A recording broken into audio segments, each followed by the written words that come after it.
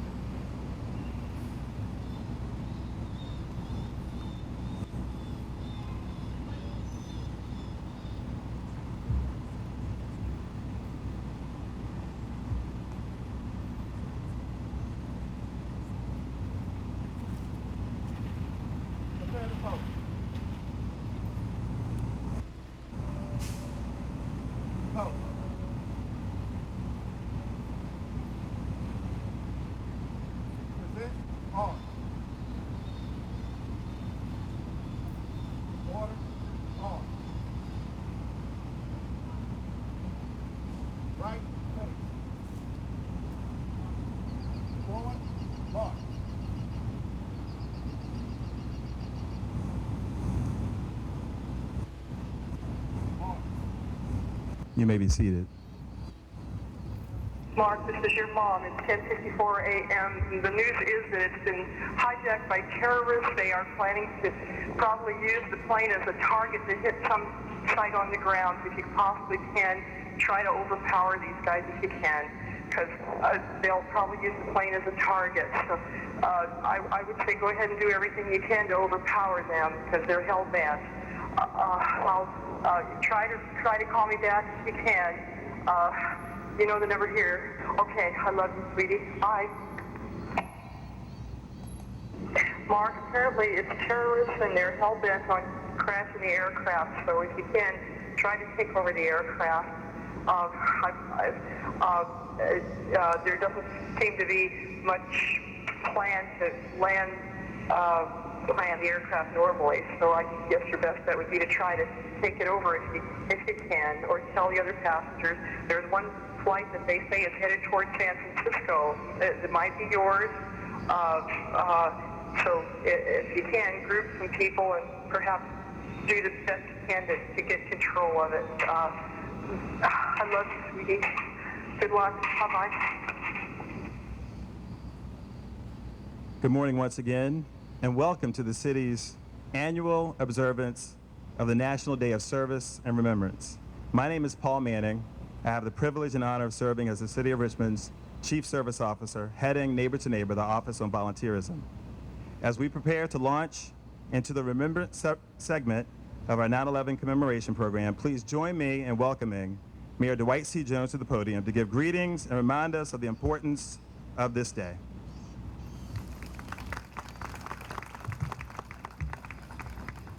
Thank you, Paul, and good morning, everyone. Welcome to this occasion, and this is a beautiful morning as we participate in this solemn day of remembrance and service.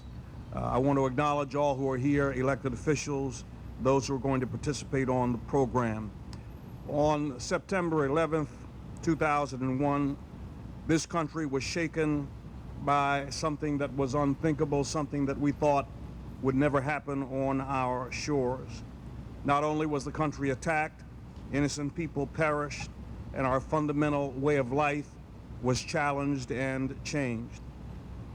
They thought they could break us, but today we stand here unbroken. They thought they could divide us, but we stand here today undivided. They thought they could destroy our hope, but we're here today to say that we are resurgent.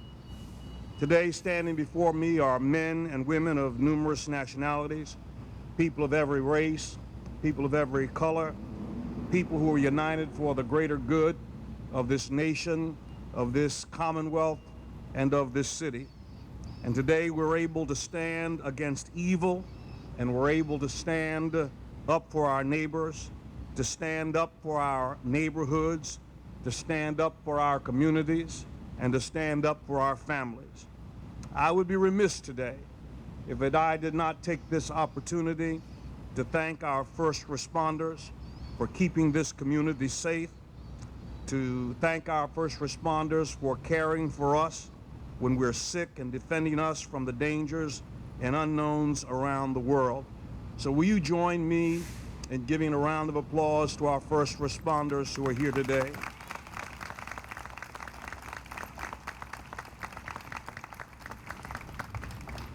We're here today to honor the legacy of those who lost their lives on that fateful day, those who ran toward the cries for help, those whose selfless acts showed anyone that would try and bring us down that we are the home of the brave. We're the home of communities, we're the home of families, we're the home of friends and strangers that will always rally to the call of those who are in need. And so today and every day since, we've proven that we cannot be divided. Today you will have the opportunity to come to the aid of those who are in need. You have the opportunity to volunteer. You have the opportunity to learn CPR. You have the opportunity to learn how to react in the case of an emergency.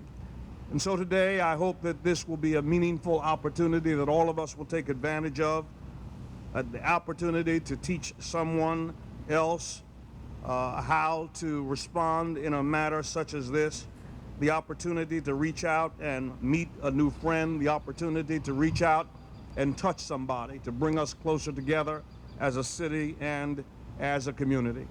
And so thank you for joining us today, for volunteering, thank you for learning, and thank you for showing that the residents of Richmond are bound together in their love for this great city and love for their neighbors. And as you go about your business today, take a moment to reflect and remember that we have been spared for a reason, and that reason is to continue to spread goodwill. That reason is to continue to help our neighbor even as we want to be helped. Thank you so much for being here today. Thank you, Mayor Jones. Throughout the program, you will hear some audio clips, as you heard before we started the program. And having the privilege to be able to kind of put this program together, I've been able to listen to multiple audio clips and video clips. And what's amazing is the heroism, not only of phenomenal first responders, but it dawned on me the first responders was that mom who you heard, who wasn't crying profusely. She wasn't weeping. She said, honey, get them. Amazing testament to who we are as a people. So, Mayor Jones, thank you. Thank you for reminding us that it's about the bond of togetherness. And as you said, to greet people. Be sure before you leave today, if you've never met any of the first responders today, shake a hand today. We've got Fort Lee soldiers here. We've got veterans. Give it up for the veterans over here from McGuire Hospital. Thank you for your service. So this is a day of celebration.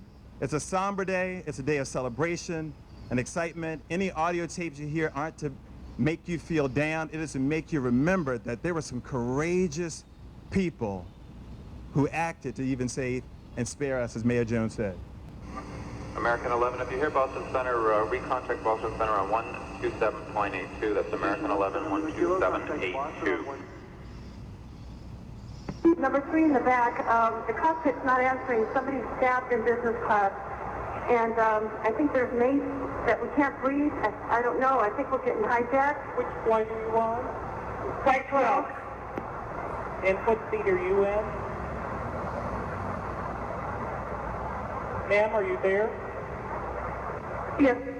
What seat are you in? Ma'am, what seat are you in? We just left Boston. We're up in the air. We're supposed to go to L.A., and the cockpit's not answering their phone. Okay, but what seat are you sitting in? What's the number of your seat? Okay, I'm in my jump seat right now. Okay. At 3R. Okay, you're the flight attendant? I'm sorry, did you say you're the flight attendant? Hello? Yes, hello? What is your Hi. name? You're going to have to speak up. I can't hear you. Sure, what is your name? Okay, my name is Betty Ong. I'm number 3 on flight 11. Okay. And the cockpit is not answering their phone. And there's somebody stabbed in business class, and we can't breathe in business class. Somebody's got mace or something. If you notice in your program, on the inside left cover. That phone call was made at 8:19 a.m. And again, that was Betty Ong. And I won't read this, but it does state the last sentence. It says, Ong and Sweeney, one of her colleagues, provide hijackers' seat numbers, and what they did is they jump-started the investigation that became the largest in the history of the agency of American Airlines. They acted with courage, they acted with poise, phenomenal heroes. Is that American 11 trying to call? Buddy, we have some planes. Just stay quiet and you'll be okay. We're turning to the airport. 15 Southwest, the Bono going to Hampton. And who's trying to call me here?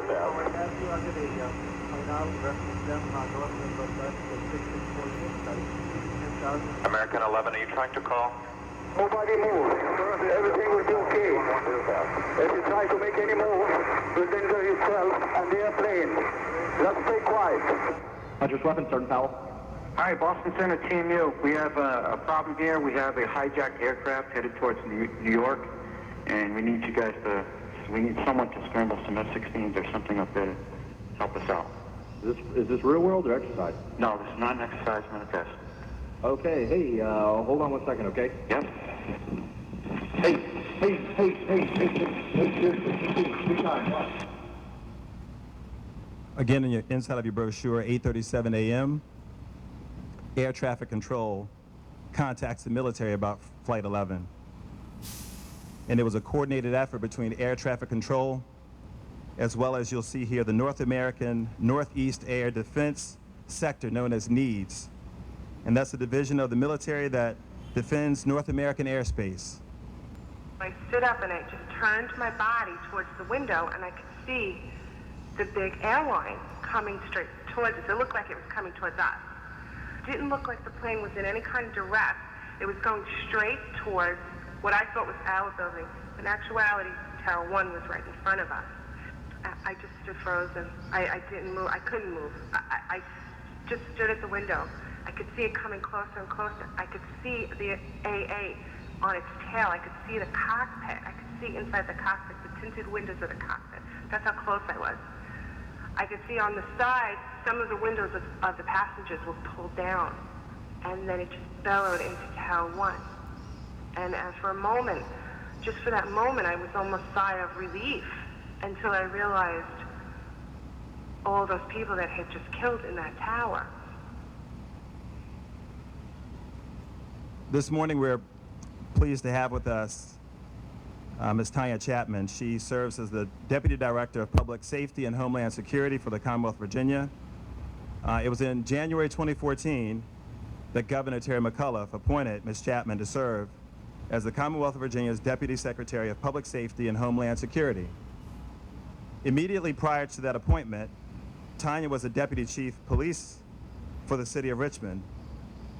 Tanya has over 24 years in law enforcement experience.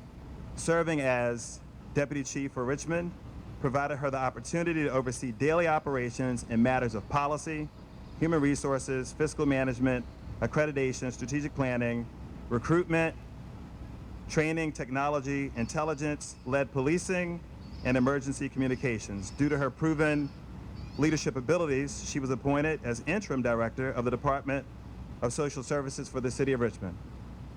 She was responsible for strategically managing overall operations and policy development for economic support and independence, children, families, and adults, finance, administration services, and the Comprehensive Services Act.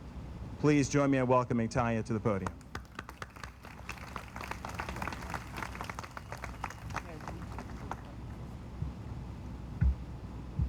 Good morning. Mayor Jones, council members, CAO Cuffy Glenn, DCAOs, chiefs, sheriff, directors, and distinguished guests. I bring you greetings on behalf of Governor Terry McAuliffe and the Secretary of Public Safety and Homeland Security, Brian Moran. Together, we commemorate the 14th anniversary of the tragic 9/11 terrorist attacks in New York City, Shanksville, Pennsylvania, and of course, here in Arlington, Virginia, at the Pentagon. We all appreciate the city's commitment to ensure that the memory of those who made the ultimate sacrifice on 9/11 will never be lost. As the former Deputy Chief of Police and the Interim Director of Social Services, I am proud to stand before you as your Deputy Secretary of Public Safety and Homeland Security, and it is an honor to be here to celebrate their lives and to pay homage to all first responders who have given their lives in the quest to keep our communities safe. Keeping our communities safe is the top priority for the Governor, the Secretary, and myself. Our state and local public safety agencies are working diligently to minimize crime in our communities. Like so many of you, I will never forget where I was and what I was doing on that terrible day. As some of you may know, I was a lieutenant working with the Arlington County Police Department during the 9/11 attack on the Pentagon. As we watched the events unfold on television in New York City, as most of you, one of our officers came across the police radio and indicated that a plane had just crashed into the side of the Pentagon. As our headquarters overlooked the monuments in Washington, D.C. and the Pentagon, we quickly ran to the window and saw the smoke and flames roaring from the Pentagon. Knowing that the Pentagon did not have a police department, we soon realized we would be the first responders. Up until that point, our officers had never even stepped grounds on the Pentagon in an official capacity, as we did not have concurrent jurisdiction. Needless to say, that practice changed after that day. We initially set up our command post near the triage station, but we had to quickly move everyone once the threat of another plane approaching had been announced. There was chaos everywhere. Individuals were running from the burning building, as well as in and around other areas of the Pentagon. 395 was gridlocked with vehicle and pedestrian traffic. Needless to say, no one was prepared for what would come that day. The fire department took command of the fire scene, EMS attended to victims, and the Virginia State Police and the Arlington Police Department managed the crowd and traffic. It was simply unmanageable for any one agency. However, I can tell you that first responders came far and near to assist us that day, and I could never have been more proud. As the saying goes, first responders run towards danger as others are fleeing. This was never more the case on 9/11. We would never forget the heroism, the dedication, and sacrifice we saw from the airline passengers, innocent bystanders, first responders, survivors, family members, organizations such as the American Red Cross, the Department of Social Services, and so many other ordinary citizens who stepped up and pitched in to serve our nation that day in the immediate aftermath and over the past 14 years across the globe.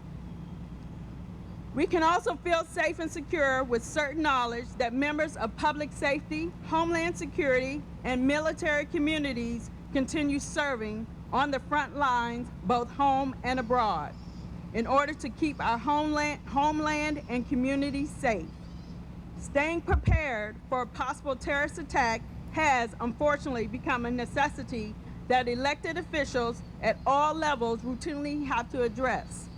Governor McAuliffe recently announced that the U.S. Department of Homeland Security allocated an additional $2.3 million to the Commonwealth for fiscal year 2015 from the Port Security Grant Program and the Inner City Bus Grant Program. These grants are provided to strengthen the Commonwealth's ability to prevent, prepare for, respond to, and recover from terrorist attacks, major disasters, and other emergencies. In addition to the terrorist threat, all citizens and public safety professionals must remain vigilant about naturally occurring threat of safety, such as hurricanes and flooding. On September 2nd, 2015, Governor McCullough proclaimed September as National Preparedness Month in Virginia, encouraging business owners, families, and communities to be ready for emergencies, both natural and man-made. Preparing for and responding to emergency situations directly impact our law enforcement officers, fire, EMS, Homeland Security personnel, and all other first responders.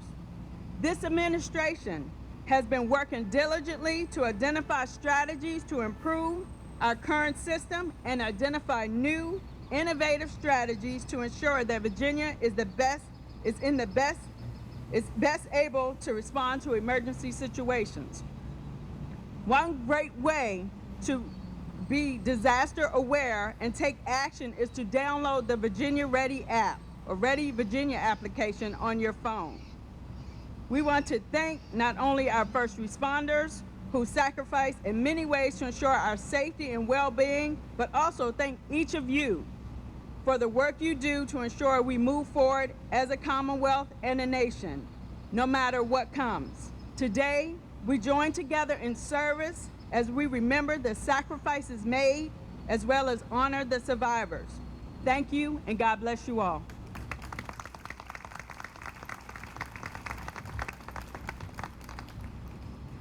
Thank you, Tanya. Now, in honor of the tragic loss of life that occurred both during and after the South Tower being struck in New York City, Richmond's Fire and Emergency Services will now ring the bell. Please take a moment to be silent and remember those lives.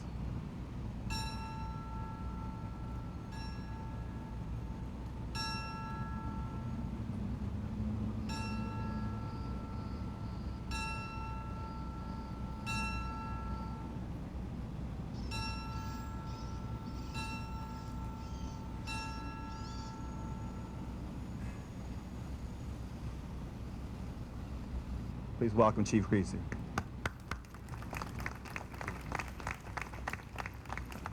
Good morning. Once again, I've been given the honor of leading us in the Pledge of Allegiance, and I've been given the privilege to take a moment to create some context. As a Richmonder, first let me say what profound gratitude I have for everyone in the law enforcement, emergency medical, and fire community.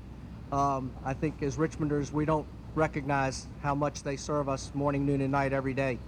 As Fire Chief, I'm profoundly proud of the men and women who serve us in the Richmond Fire Department. As the mayor has said, as the Deputy Secretary has said, to never forget. We're constantly reminded by the bumper stickers to never forget 9/11. When we listen to these tapes, how could we ever forget? It's just amazing what those people did that day. The other thing I think we need to realize is that it wasn't just 9/11. In the days, weeks, months, years since, for many people, 9/11's not over and they can't forget. Over 33,000 first responders have been diagnosed with at least one illness associated with 9/11. Almost 5,000 have been diagnosed with cancer. Thousands of New York Police and New York Fire have had to retire, no longer able to serve their city. These numbers are expected to skyrocket over the years, and I believe that sadly those numbers will eclipse the almost 3,000 lives that were snuffed out on 9/11. So to never forget, we have to remember. The two things that I remember in the days after 9/11 is the deafening silence as we went about our lives with no airplanes overhead. And if you did hear one, you knew it was a military flight protecting us. The other thing I remember is at every overpass there was an American flag. There were these makeshift memorials reminding us of what just happened. More importantly, as we went about our daily lives, we looked at each other and we said, "Are you okay? How are you doing? Do you have any connection to 9/11? You could see it in people's eyes." And I think to never forget, that's what we have to remember. And it's in that context that I now ask you to stand and join me in reciting proudly our pledge. I pledge allegiance to the flag of the United States of America and to the republic for which it stands, one nation, under God, indivisible, with liberty and justice for all.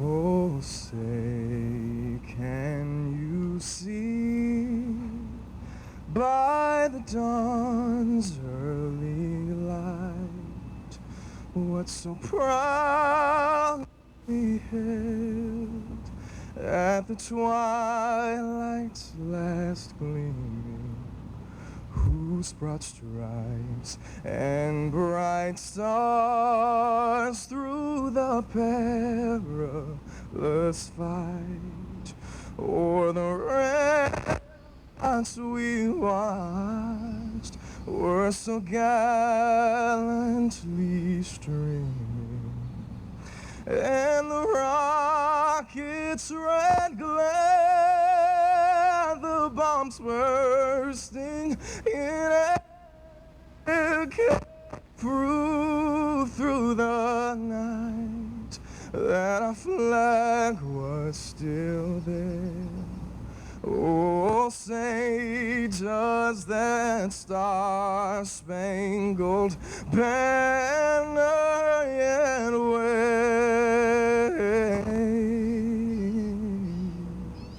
o'er the land of the free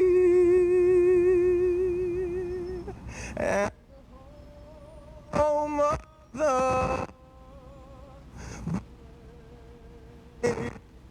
brave?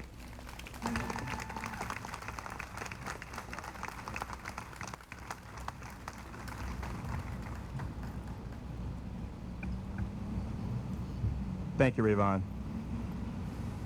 Once again, if you look on the inside of your brochure, 8:59 a.m., you'll see it says Brian Sweeney, passenger on flight 175, calls his wife. And so we're about to play a recording, and I've provided you the words that he's going to speak because it might be a little tough to understand. Follow along. Jules, this is Ryan. Listen, on an airplane that's been hijacked. If things don't go well, I'm going to do this. I just want you to know I absolutely love you. I want you to do good. So happy this time. Same for my parents and everybody. And I just totally love you, and I'll see you later. Hi, babe. I'll call you. And you hold out this hope, especially for someone like Brian, who, this is a silly way to put it, but he was a warrior, and you just didn't believe that something like this could take him away. So you hold out this hope until it's validated somehow. And all I needed was that message. And I think he very selflessly left it. I don't think he left it until he knew that he wasn't coming home. When I got it, it was just so Brian, and it was his final request of me, and his final way to let me know that he was going to be okay, and that he believed that he'd see me again, and that's all I needed to know. And it was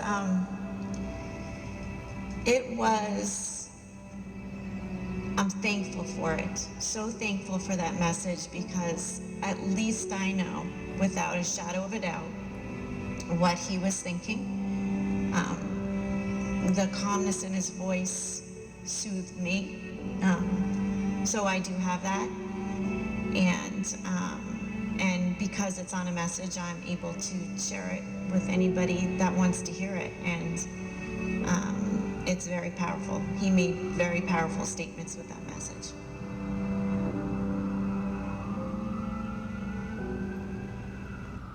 I had the privilege of listening to that multiple times.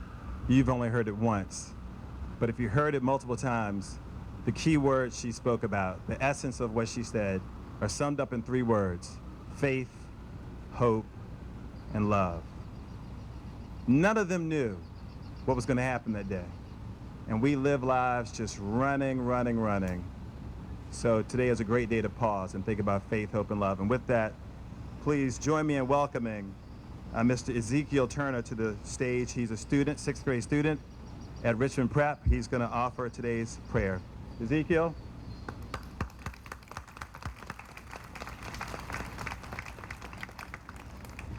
Thank you, buddy. Good morning. Good morning. Good morning. Let us pray. Dear God, we thank you for this day. Today we come to honor the women and men that lost their lives on September 11th, 2001. We pray for their families and all those that love them. Thank you, God, for their lives. Amen. Amen. Thank you, buddy. Thank you, man. Thank you, buddy. Thank you, Ezekiel.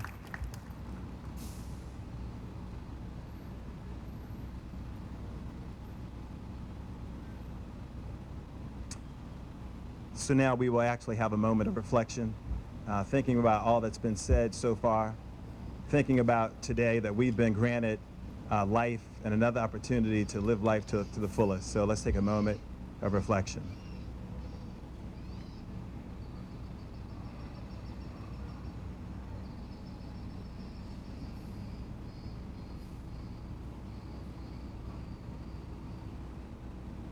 Hey, I'll go tell him. Hey, can you look out your window right now? Yeah. Can you see God about 4,000 feet, about 5 east of your airport right now? Looks like he's... Yeah, I see him. You see God? Look, is he descending through the building also? He's descending really quick too, yeah.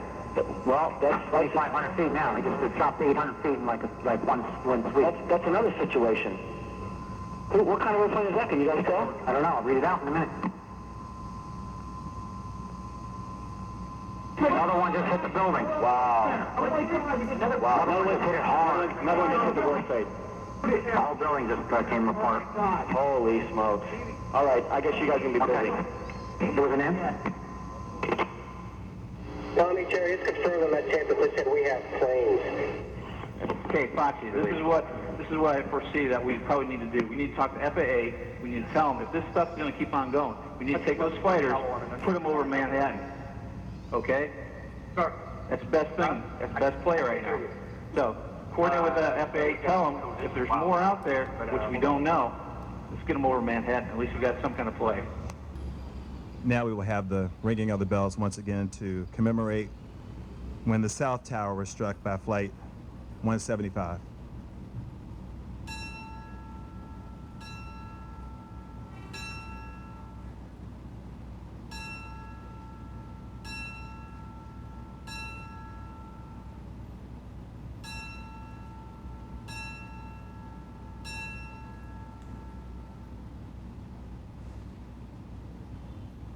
One of my coworkers asked me if I knew what was going on in New York. So I said no, and she said, well, you got to come see. And there's a crowd of people watching the TV. So I stood there for a few minutes and watched. And then I went back to my desk. I called my wife. She said she knew, and I said, well, I just wanted to let you know I was okay. And she said, do me a favor. For the rest of the day, work from underneath your desk. So I laughed, and I said, yeah, honey, I will. I love you, and I'll see you tonight. And I walked back over, and by this time, the crowd kind of thinned out a little bit. And just as I decided to get up and leave, the plane hit the outside of the building. I was blown through the air, and when I landed, I really didn't know where I was. That kind of scared me, because I knew the floor plan of our space better than I knew the floor plan of my own house. The room was just black, and everything I touched burned my hands. I just started crawling on my hands and knees, and I knew I was going in the right direction when it started getting a little bit lighter, and I could feel water on my back from the sprinklers. Eventually I stood up and started walking down towards the center courtyard. And it's at this point that I finally realized how badly I was hurt, because as I was walking, I looked down at my hands. And I remember seeing just strings of skin, which was hanging off my hands from the burns. And I remember sitting on the grass and a medic coming up and cutting all my clothes off of me, and a doctor saying he goes first. There's a lot of things that I don't remember to this day, but I remember my wife waking me up, and I thought it was still September 11th. Now please join me in welcoming Colonel Tom Rogers, Commandant for the Army Logistics University at Fort Lee, to the podium.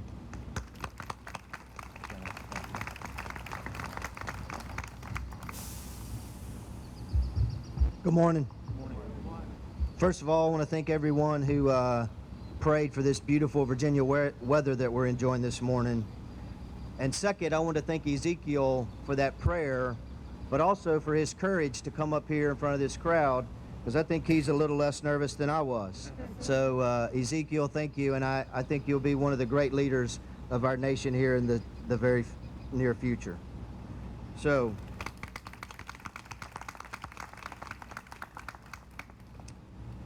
Mayor Jones, Ms. Cuffey Glenn, Ms. Chapman, council members in attendance, our first response leaders and members, other distinguished guests, friends, fellow soldiers, families, welcome to today's 9/11's Remembrance Ceremony. As stated, I am Colonel Tom Rogers, Commandant of the Army Logistics University, serving proudly under the command of Major General Darrell Williams, Commander of the Combined Armed Support Command at Fort Lee, Virginia, and I sincerely appreciate the opportunity to be with you this morning. Now, public speaking is not my strongest attribute, so my remarks will be brief. But given the reason that we are here today, I assure you that my words come from the heart, some of them from broken pieces of my heart. I was asked to speak today about 9/11, not what you can read in the paper or other published documents and accounts of that tragic day, but about my own personal experiences as a result of that day. The atrocities committed on that fateful day, I would say, changed the lives of everyone in our country, if not the world. Our feelings of fear, anger, sense of betrayal, and desperation were all displayed in rapid succession as the events unfolded that day. On that day, I was in my office at Fort Bragg, North Carolina, serving as the executive officer for a support battalion within the historic 82nd Airborne Division. In the 82nd Airborne Division, we're always on high alert and ready to deploy anywhere in the world within 18 hours of notification. I was sitting at my desk doing some paperwork, and one of my junior staff officers burst into the room. He said, "Sir, a plane crashed in one of the Twin Towers." I remember thinking, wow, what was wrong with that pilot? The officer left, but returned minutes later, almost shouting this time, that another plane had crashed into the second tower. I jumped from my chair in disbelief. "What exactly are you telling me?" He said that 2 passenger planes have crashed into the Twin Towers. What do we do? My office was connected directly to the battalion commander's office. At that time, she was in a meeting with fellow battalion commander. When I rushed into the room, she looked at me with a not-so-happy grimace on her face and said, "Excuse me, but you're interrupting." I blew past her to retrieve the TV remote. I stated that you both need to listen to what is happening right now. They both looked in shock that I had spoken so curtly to 2 senior officers. I very quickly hit the remote, and the expression on their face immediately changed. I briefed them on what I knew, and the other commander raced out of the office and headed back to his unit. We knew that given the rapid response mission of the 82nd, paratroopers would soon be placed in harm's way. Many members of Elite Special Forces unit stationed at Fort Bragg deployed almost immediately. I called my wife to ensure that she and my children were safe. She was a school teacher in the local area, and they were already on a lockdown. The military community and town of Fayetteville were all concerned that Fort Bragg, home of over 50,000 soldiers, was a potential follow-on target. The attack on the Pentagon only added to the concern of the whole community that the likelihood of an attack against the base was probable. My wife and kids were safe, so I focused on the impending requirements to come. You can imagine the flurry of meetings and discussions that went on for the rest of the day. I slept on the couch in my office for the next 3 days. September the 12th was total chaos. Security was at the highest levels. Traffic was backed up for miles for people trying to get on the post. Vehicles ran out of gas, and soldiers had to walk to get into the gates. Helicopters flew the perimeters, and it was hard to comprehend that we were attacked and that we felt the need to protect ourselves in this way. A few months later, I deployed to Afghanistan for the first time. I was responsible for establishing reception nodes in Germany, Qatar, Uzbekistan, and Afghanistan to receive and process deploying soldiers from the 82nd into Afghanistan. In 2002, I again deployed to Kuwait, this time for a potential invasion into Iraq. And in 2003, we crossed the berm into Iraq as part of the initial invasion. After returning from the deployment, I was assigned to Australia, where I served as an exchange officer working on the logistics staff for the Australian Defence Force. One of our main planning efforts was Iraq and Afghanistan. The war and what had happened on 9/11 was real to them as well. Outside the walls of the military base, there was an anti-American movement over the war. Many Australians were upset at America and upset that President Bush had involved the world in a war with Iraq. Upon return from Australia, I was again assigned to the 82nd Airborne Division, and in 2007, as a battalion commander in a brigade combat team, deployed to Iraq as the first unit of the President's surge for 15 months.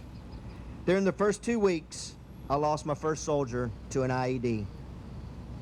Even though the units I had served with previously had lost soldiers, this was the first time that I was the commander responsible for the daily activities, the missions, as well as the families back home.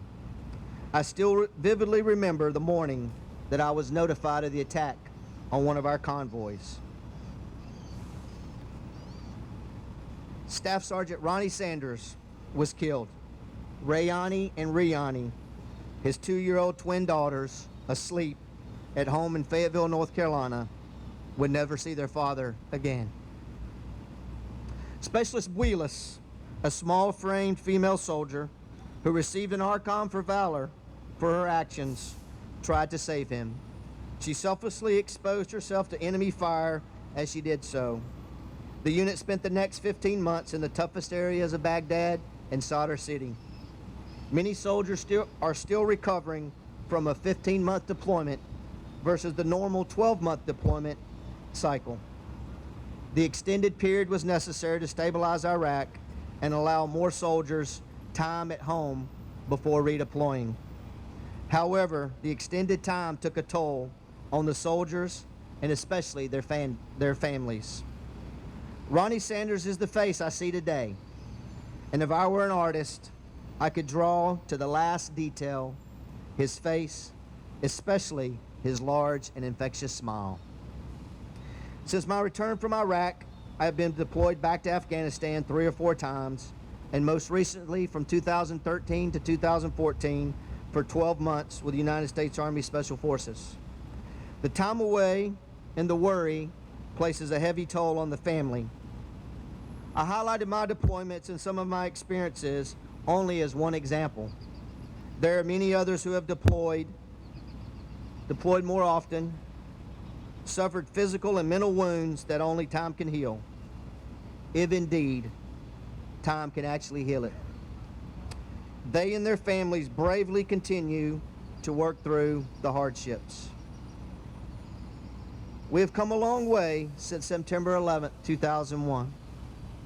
Although watching the news does not necessarily always show the whole picture, there are things that I've seen that are positive. Our nation's support to the military is the best that I have ever seen. Thank you.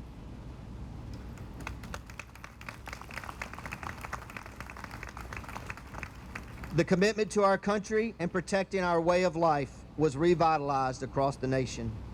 There are children in Iraq and Afghanistan who see a different view of America. They see soldiers building their schools, giving them candy, stopping the violence in their neighborhoods, providing medical care to their family members and their animals, and improving their roads. I have seen this firsthand, and although saddened and changed forever, I can honestly say that I see hope for the future. Those children that I just mentioned are the future leaders of those countries, and they have seen the true American spirit, and I believe they will embrace what we have done and use it to improve our world for the future. I have one quick story to highlight this thought. I was on a mission in Iraq, and we had cordoned off 2 to 3 city blocks in downtown Baghdad. Excuse me. My position was right beside the front door to an Iraqi house. There were children there, a boy 6 years old and a girl 4 years old. And they would come out of the house and look at us and then run back inside. We were there for several hours, and as time went by, they started to stay longer and move closer. Eventually, they brought us some figs and tried to talk with us. We gave them some paper and pencils and enjoyed seeing them smile. As we were leaving, the mother came to the fence that surrounded the house and the yard, and that was the first time we had seen her. She was carrying a baby girl. She motioned to me and pointed, and after a few minutes, I realized that she wanted me to hold her little girl. She had one of those small disposable cameras, and through sign language and hand gestures, she motioned that she wanted to take a picture of me holding her child. She passed the baby over the fence and allowed me to hold her while one of the soldiers took the picture. That moment gave me a week's worth of energy. At the Army Logistics University, we also train international students. Seeing those international officers from Afghanistan and other partner nations that have fought beside us in this war also gives me hope. I've actually met several Afghan officers who grew up and live in the areas where I operated in my time at Afghanistan. They stop me in the hall and discuss the war and ask where I've been within their country. They reflect on their time growing up in Afghanistan before the war and now during the war. We both give a silent nod that only soldiers who have fought together understand. I am confident that they appreciate what America is doing for their country, and let me assure you, from what I have personally experienced, there is hope. Again, I greatly appreciate the opportunity to share my experiences with you today. I want to close by thanking all of our first responder professionals, the military, and to all of those who serve in support of our great country for what you did on September the 11th, 2001, what you have done since that day, and what I know you will continue to do in the future. Thank you.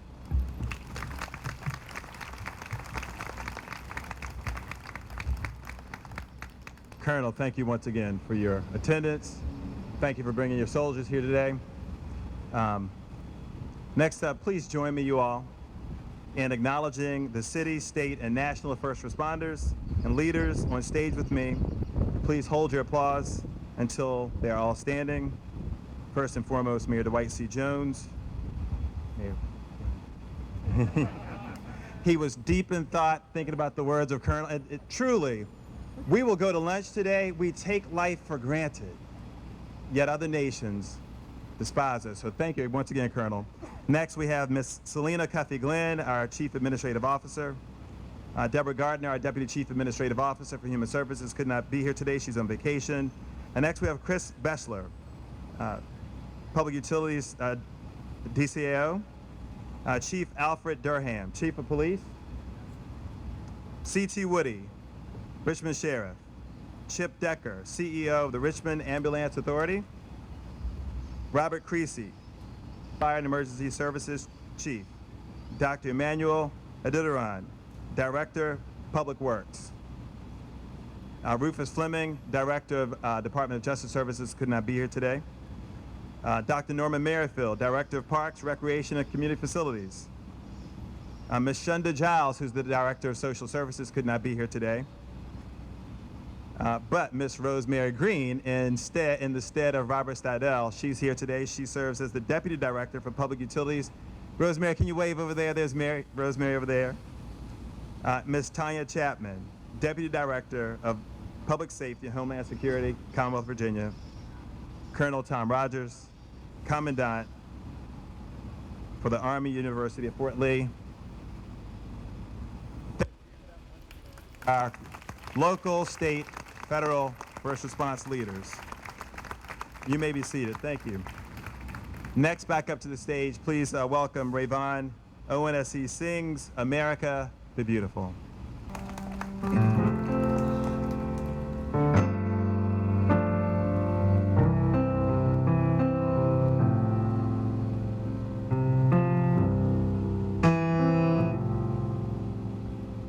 Oh, beautiful for spacious skies, for amber waves of grain, for purple mountains' majesty above the fruited plains.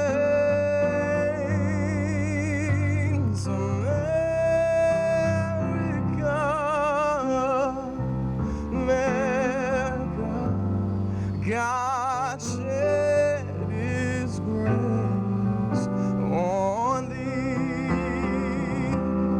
and crown thy good with brotherhood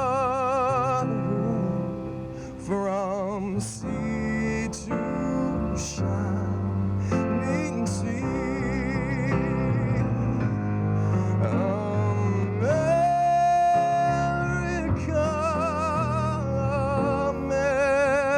America, God shed His grace on thee and crown thy good with brotherhood from sea to shining sea, yes, from sea to shining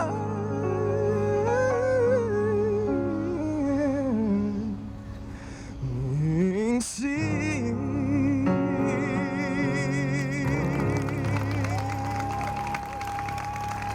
God bless you.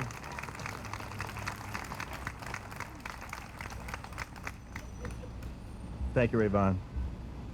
I was going to sing, but I thought I'd let you sing. Next, we have, as our keynote speaker, Denise Hare.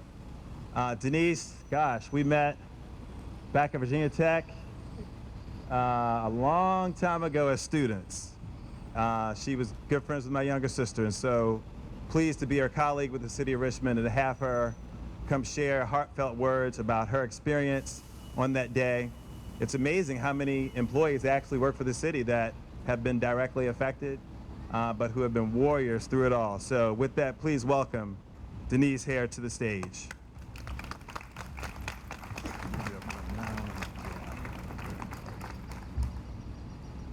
Good morning. In most ways, I am no different from any of you here today. 9/11/2001 will forever be a day that I will remember. It will be a day that reminds me of how precious life is, and one that reminds me how blessed I am to be alive.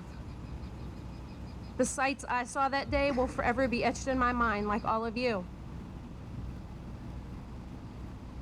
Perhaps what may make that day a little different for me is where I was.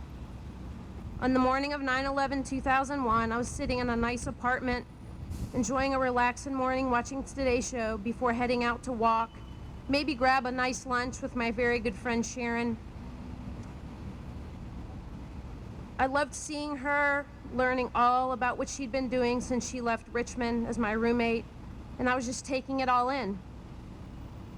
However, the apartment I sat in was on 45th Street between 8th and 9th Avenue, just feet away from Times Square. Less than 24 hours earlier, I was a few miles south. More specifically, I was visiting the employees at American Express in the World Trade Center 3 Financial Center. I remember getting off the subway that beautiful morning. I talked to a police officer with a beautiful canine lab, talked to him about his experiences in New York. I walked from that subway to American Express a few blocks away. I met great people. I thoroughly enjoyed my reason for being there for work, and it was a beautiful third morning in New York City. How could I not enjoy it? When I left World Trade Center 3, I enjoyed a wonderful Italian sausage sandwich from a street vendor. I wanted to fully enjoy New York City and the awesome sights around me. I ate outside, sitting on a wall, and I was laughing at a couple who were trying to capture the perfect photo of these gorgeous two towers behind us. The girl was laying on the ground trying to take a picture of the gentleman with her, trying to capture him in the full height of the two towers behind them.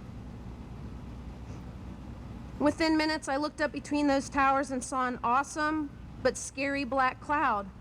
From one direction, the towers gleamed in the sunlight, and from the backside where I was, the contrast of a huge storm cloud. That cloud opened up and doused everyone.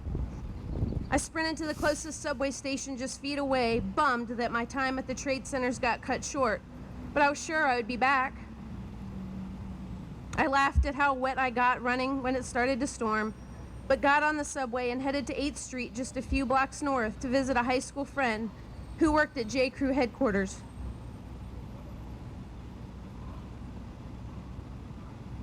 From her office, I could see the towers. Told her I was just there, and she showed me how awesome the view was from her building. We visited, and I went on my way. The rest of the day was without any stark significance, but a great New York City day. Fast forward back to Tuesday morning. Cell phones went dead just after I was able to call my mom and dad and tell them I was okay, and to call my husband. I didn't get a chance to call my sister, who was 9 months pregnant.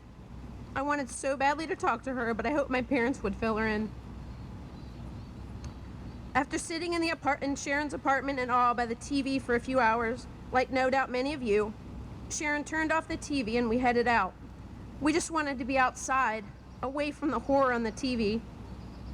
It was eerie to stand on Broadway in the middle of New York City and to be able to see all the way north, 20 plus blocks, to Central Park, and to look south 20 plus blocks and see nothing but a big cloud hovering between the buildings. That cloud was devastation, death, terror, and evil right in front of us. It wasn't just on TV, and it wasn't something we could turn off. We saw people who walked from the World Trade Center covered in ash. Some were waiting for loved ones to come get them. Some were just in shock. We made it through that day somehow. We walked, we talked, but we weren't sure what we were going to do, what we should do. When I got cell phone service back about 2:30 that afternoon, I returned calls to family and friends. We walked some more, ate dinner, and went home. One of the only things I don't remember from that night is whether we watched TV anymore or not. My brain won't let me remember that. The next day on September 12th, Sharon and I tried to act normal, whatever that was, although I was trying to figure out what to do since my flight schedule from New York City to Richmond on that day was canceled. I couldn't fully comprehend why airports weren't resuming flights. I guess that was the shock. No matter how badly we tried to stay busy and distracted, it didn't work very well. To see no vehicles driving up and down in New York City, in the heart of the city, except ash-covered taxis and ambulances, and still no people milling around. It was hard to ignore. The details of that day are as clear as yesterday. My goal was to get off that island, to survive and make it home no matter what it took. Just a note back on 9/11, my friend Christy that I mentioned earlier from J. Crew, she walked home from her office on 8th Street all the way to West 92nd, and for months suffered hip issues from the barefoot walk home, but thank God she was alive. Another high school friend of mine did not make it. He emailed his wife from the tower, telling her he was okay and that he was leaving Tower 2 and be home soon. Todd never made it home. On September 13th, I got close to getting home. I was at the Port Authority bus station just 3 blocks from Sharon's apartment. It was the only other way other than walking to leave Manhattan. No planes were flying yet, no trains were running, and all rental cars were taken. Waiting in line to board the bus, I heard the words, "Bomb, run." We all scattered out any open door. I ran through an underground tunnel reserved for departing buses, ran a couple hundred yards up the ramp and out to the street. I called my husband and I said, "I'm not going to make it home. I'm going to die in New York." I hung up, dropped to my knees and cried. After a while, something told me to try one more time to make it home. The Port Authority reopened later that afternoon because the bomb wasn't a bomb, it was an unattended package.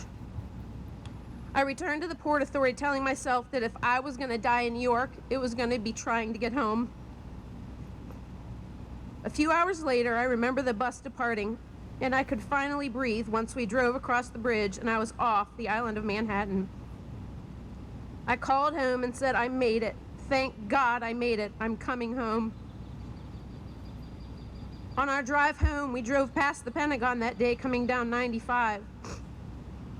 Tarps covered the mass destruction, and we all gasped. Again, how could we not? Even after getting home, I still didn't fully comprehend all that had happened in New York, Arlington, and Pennsylvania. It wasn't immediately possible.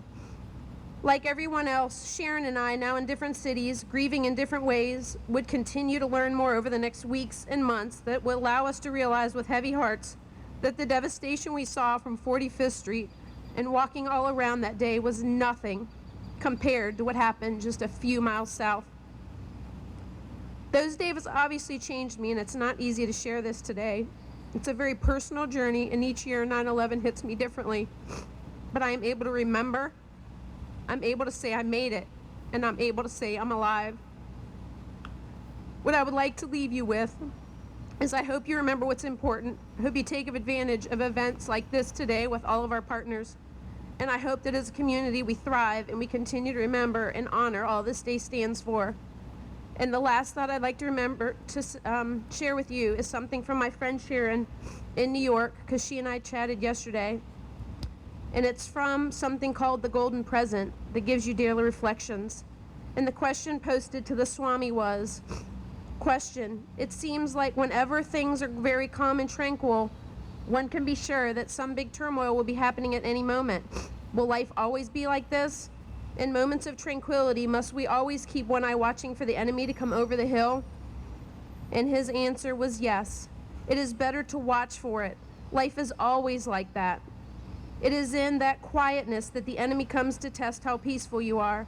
In darkness, if darkness comes, look for the light that follows.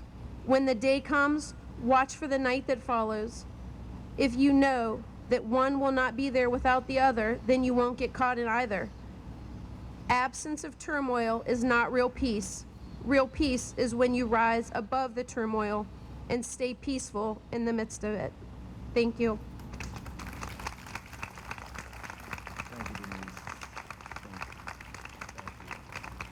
Thank you, Denise.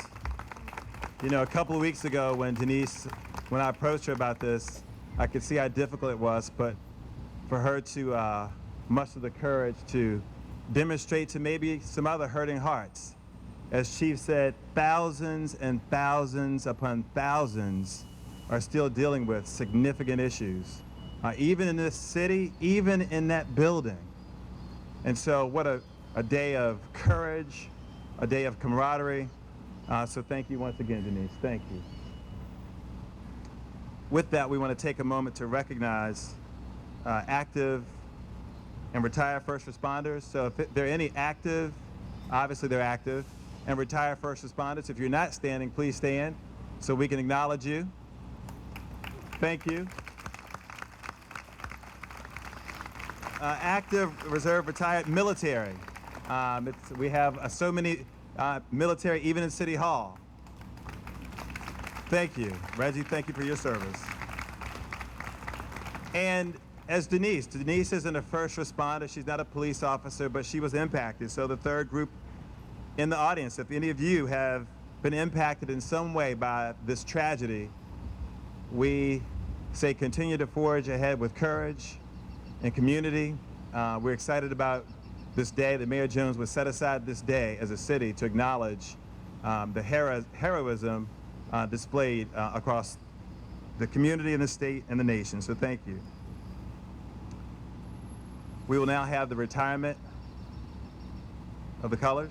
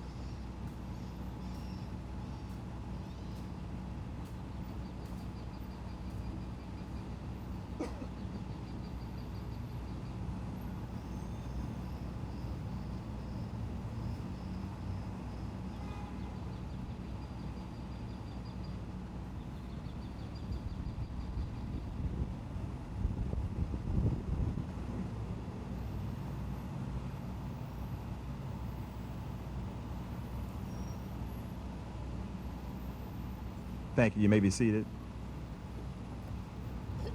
Being not only a day of remembrance, but also one of service, neighbor to neighbor, along with both city and non-city agencies, have several things happening today. And in your brochure, you'll see your program, one of which is a partnership with AARP, and it's Create the Good Food Drive. And we have Ms. Stephanie Gossett with AARP. She's the volunteer program specialist here to give a few words. Thank you, Stephanie. Please welcome her. Good morning to Mayor Jones, the dais, servicemen and women, and community members at large. AARP is honored to be here this morning to be a part of this commemorative event. We don't take it lightly that we're here every year. Oftentimes, AARP is known as a national organization, but I am proud to say today that we serve Richmond and its surrounding areas in more ways than one. Some ways is that we provide free workshops by trained volunteers to educate individuals on aging in place and oftentimes other information about protecting themselves against fraud and scam, and many, many more educational workshops. We too, like many other organizations, adopted 9/11 to be our annual day of service. Again, we partner with the city, working with Paul Manning and Jennifer Swanson with our 2015 annual community food drive. Thank you to the city employees today, as they have helped us to be able to stock the shelves of the Central Virginia Food Bank. Last year, the city employees helped raise almost 2,000 pounds of food. That total was commemorated with our 160,000 pounds of food that we collected during the week of 9/11 last year across the state of Virginia. All week, as Paul mentioned, we are coming together as good citizens of Virginia, as many of us do, to help feed children, elderly, and their families in need, who just need a little bit of helping hand. As mentioned today, thank you to all the first responders. I honor you today for your service and protecting all of us so we can continue to thrive and give back to our communities. just thank you again to Paul and to Jennifer Swanson and the AmeriCorps members who today will be collaborating all over the city to collect food for those in need. Thank you and God bless you. Thank you, Stephanie. September is also National Preparedness Month, and Anthony McLean, Anthony, over there, he's going to be posted. He's got a table with information on emergency preparedness. So if you want to know more about what you need to do as an individual, as heading a family, in terms of preparedness, he'll have that information. So thank you, Anthony, for that. Also today we have with us Lieutenant Michael O'Prandy with Fire and Emergency Services. I'll welcome him to the stage, along with Mr. Brian Hupp, Captain Brian Hupp with the Richmond Ambulance Authority, to share with you about this Sunday's stair climb at SunTrust and our mini climb at City Hall today. We challenge you and invite you to come join us in the North Stairwell, okay? Michael. Thank you. Good morning. Today's date, September 11th, means something different to firefighters than it does to most people. On this morning, 14 years ago, we lost 343 brother firefighters. We have an internal connection to these men, not because we knew them personally, but because we know what they did. We know that they answered the call, like all first responders do each and every day. So with unwavering commitment, courage, training, and loyalty, they answered the call. What we don't know is what they went through in the morning hours of September 11th. The shock, the fear, the chaos, the exhaustion, the overwhelming feeling of answering the call that no one had answered before. This Sunday morning, the Richmond Fire Department and hundreds of firefighters from across the state will honor our fallen brothers by climbing 110 stories, equal to the height of the World Trade Center towers. This will be our 5th annual 9/11 Memorial Stair Climb, held at the SunTrust Center downtown. We'll climb to the 22nd floor 5 times. The event is open to the public to either climb with us or to come out and watch and support and be a part of this humbling event. We know we can't recreate what these men went through, but for a moment in time, just a few hours, we can get a little taste of the exhaustion, the determination, and the overwhelmingness of answering that call. I stand before you today dressed in almost the identical gear that they all were wearing, 50 extra pounds, not to include the weight of the hoses and the tools and other equipment that they had to carry up the stairwells that day. Today, you'll have an opportunity to participate in our mini climb, 1 round up the stairwells at City Hall. Just imagine 5 times the height of City Hall. And I ask, if you choose to participate, to imagine to yourselves what ensued in those towers that day. The chaos, the smoke, the victims, and the thought of climbing up into an inferno in which no one had ever seen before. The 9/11 Memorial Stair Climb started in 2005 when 4 Denver, Colorado firefighters got together to climb 110 stories in remembrance of September 11th. Since that day, the event has grown nationwide and includes thousands of firefighters from across the country. The proceeds from the event help the National Fallen Firefighters Foundation create and maintain programs that support and provide assistance to the surviving families and coworkers of the 343 firefighters who made the ultimate sacrifice on September 11th. Perhaps the most important part of the climb is this name badge. Each climber gets a name of one of the firefighters who was killed on 9/11.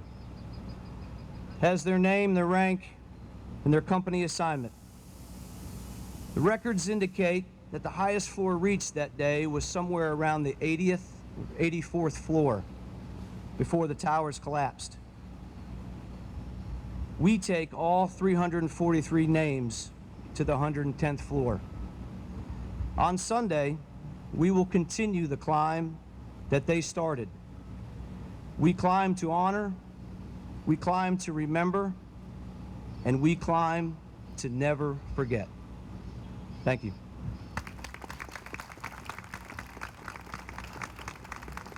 On September 11th, 2001, I was a firefighter EMT working in Columbus, Ohio. As I watched the towers come down, I could not help but ask, how many firefighters were in there? The first responders who gave their lives that day weren't responding to a terrorist attack. They weren't responding to the World Trade Center or what we know now as 9/11. They weren't responding to a location that would be the place of their death. They were responding to a report of a fire, to box 8087 at the corner of Church and Vesey Street. They jumped on board their apparatus, donned their turnout gear, and went to work. Something we do every day in our profession. It's something over 1 million firefighters do every day in this amazing country. Almost 3,000 people died 14 years ago. While many of them were running away, hundreds of others were asked to run towards that horrifying location. And at 0846 that morning, they put on their coats. They jumped on the emergency vehicle they were assigned and they went to work. 411 of them were asked to make that ultimate sacrifice. 411 first responders never came home. I asked myself for a long time, do I honor them? Do I do everything I can to be a good firefighter? Do I work hard enough to be a good paramedic? Am I a good enough American?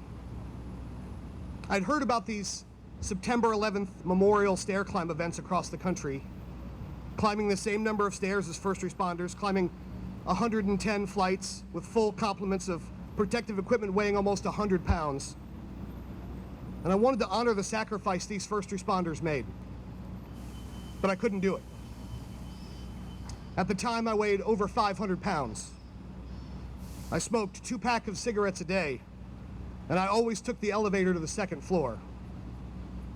And it killed me inside. Eventually, I became determined and completed one. I trained for over a year with fellow firefighters and paramedics from this city, running stairs, lifting weights, eating right, and in 2012, over 200 pounds lighter, I did it. I placed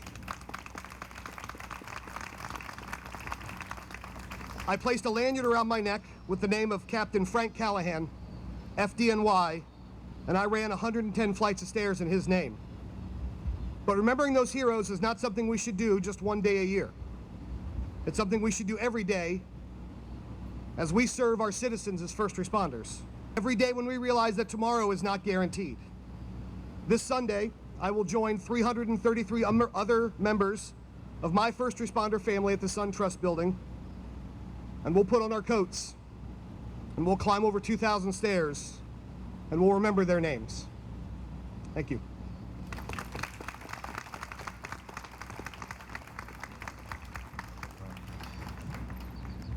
Thank you, Captain Hupp.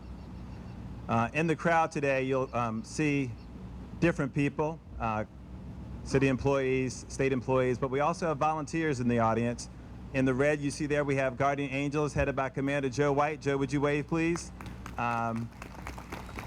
We have students from Richmond Academy back over there with Desmond. So we have about 130 volunteers fanning out today across the city in various communities to do service projects. We have about 40 soldiers from Fort Lee serving as well, so we want to thank them. We thank Brigadier General Ryan Kirkland for his commitment, for Fort Lee's commitment to engage volunteers in service in the city. A few months ago was their first service project with us with the city, and it was phenomenal. So much so, I think I've shared this with Dr. Norman Merrifield, who has he's the Director of Parks, Recreation, and Community Facilities. Soldiers came in for 4 hours and did a project, and I was told by Dr. Merrifield's staff that it would have taken Parks and Rec they wouldn't have got the project done until the latter part of 2017, what these soldiers did in 4 hours. So we're excited about the constant impact they're making and how we can leverage literally the Army in the city for great change. So we want to thank them for that and thank all the volunteers. So we're going to adjourn with one last song from Richmond's own Rayvon Owen. Most of you probably know who Rayvon is, but he had a tremendous run on American Idol and was a finalist this past season. So welcome him back to the stage as we adjourn. Thank you. Thank you so much, Paul. And thank you to everyone for being here. Thank you to all who have served, all the first responders, the community. Thanks for the support of me and my journey. And I'm glad to be back home. And we're going to close this out with one positive song by one of my favorite singers and songwriters, Mr. Stevie Wonder. I think you all might know this, so if you don't mind putting your hands together for me, is that all right?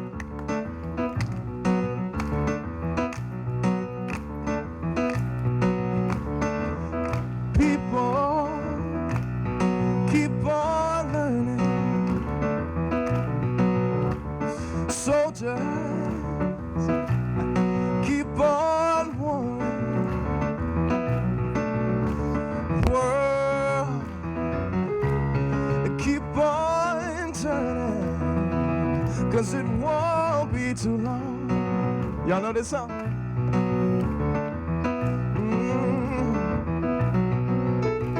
The powers keep on lying.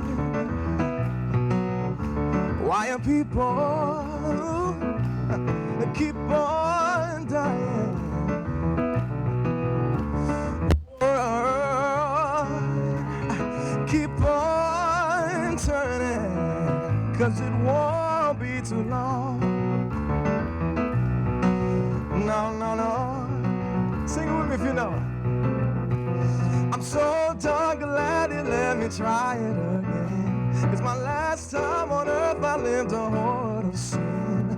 I'm so glad that I know more than I knew then. Gonna keep on trying till I reach my highest ground. Come on.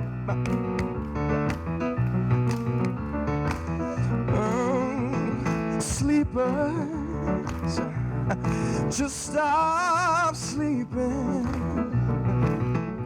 while my believers keep on believing. So preacher, keep on preaching, 'cause it won't be too long. No, no, no, no. I'm so darn glad it let me try it again, 'cause my last time on earth I lived a horde of sin. I'm so glad that I know more than I knew then. Gonna keep on trying till I reach my highest ground. Till I reach my highest ground. Till I reach my highest ground. Till I reach my highest ground. Till I reach my highest ground. Thank you guys so much. God bless you. Thank you once again, Rayvon, and we are officially adjourned. Thank you.